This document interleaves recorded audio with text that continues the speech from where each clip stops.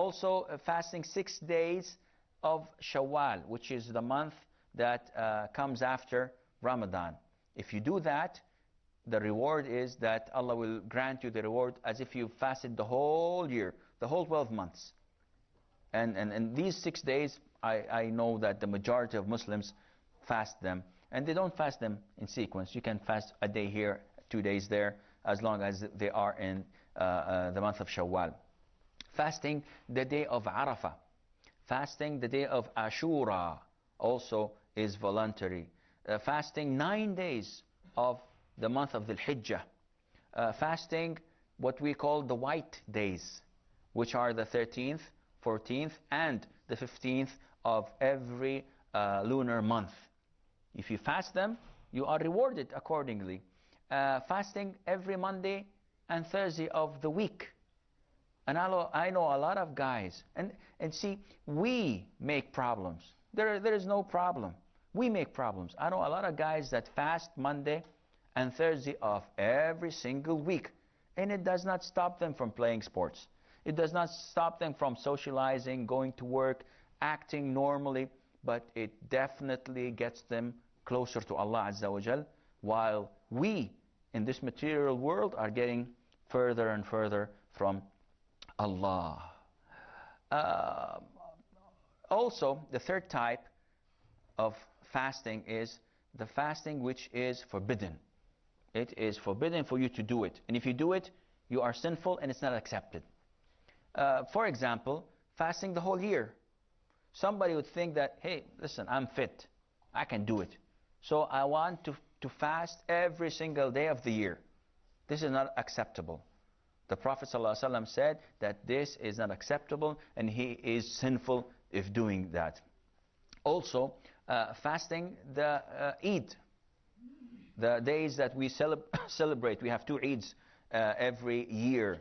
The first day after Ramadan and the 10th day of the Hajj. If you fast them, it's not accepted. Even if you vow, if you say I want to fast those days, it's not accepted. It's not acceptable.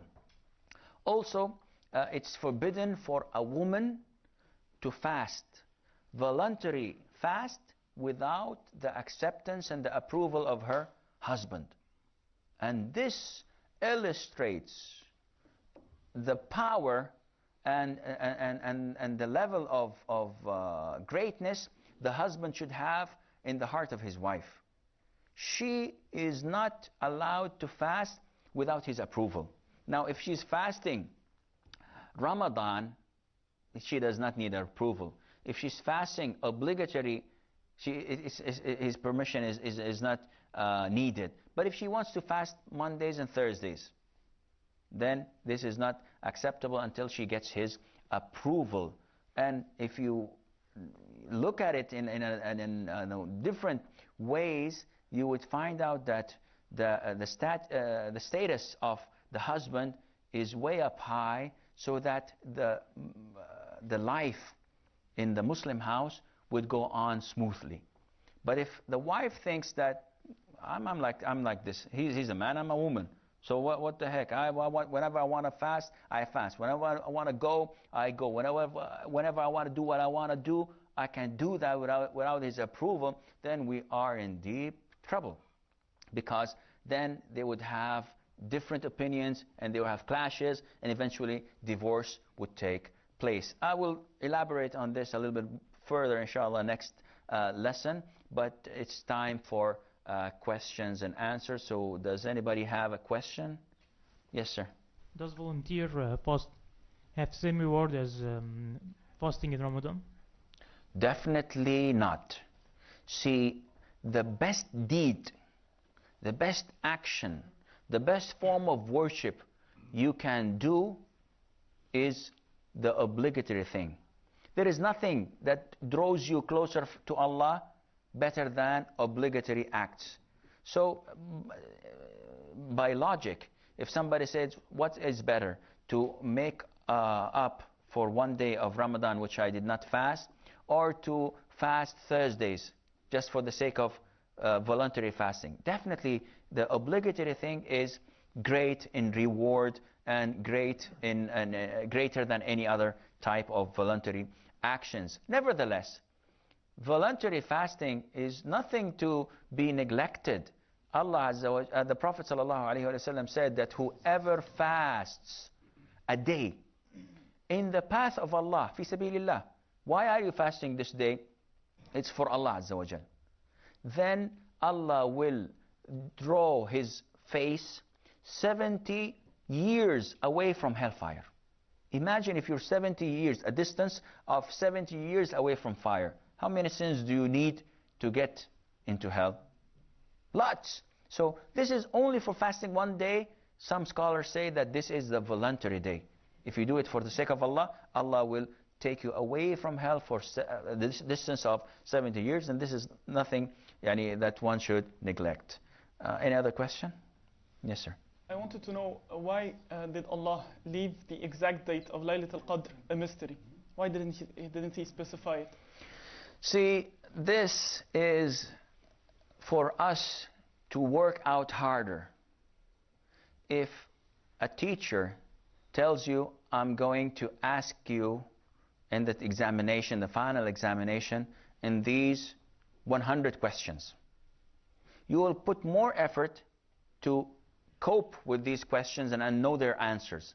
But if he gives you one question and you answer that question, how do you think your knowledge would be? It would be very minimal. But when you prepare for 100 questions, your knowledge is way beyond comprehension. Almost it's the same with Laylatul Qadr.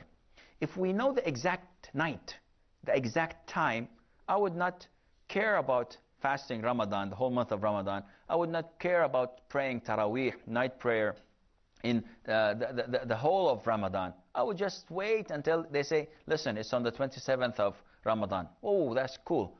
On the 27th, I am 100% free to do all the prayers and do all the dua and do everything that is good. And after that, hit the sack. Khalas, it's over. When it's over, it's over. This is wrong. We don't have this way of dealing with Allah Azza wa Jal. We thrive. We try our best to do whatever that is possible to draw us closer to Allah Azza wa Jal. And that's why it is moving from place to place. I hope that this answers your question. Is there any other question? Okay. Persons who fast are supposed to be close to Allah and to have an answerable invocation. But why do many people invoke Allah but don't have their invocation answered? Well, this, to answer your question, I think we would need probably a lot of time to do this. But to put it in a nutshell, answering Allah Azza wa Jal has 3 grades. Allah subhanahu wa ta'ala, to answer your prayer, is in 3 forms. Once you say, oh Allah, give me $1,000. It's there. He gives it to you. He answered it, okay? The second form, you say, oh Allah, give me $1,000. Allah Azza wa Jal does not give you the $1,000. He deprives, he fixes it somewhere else.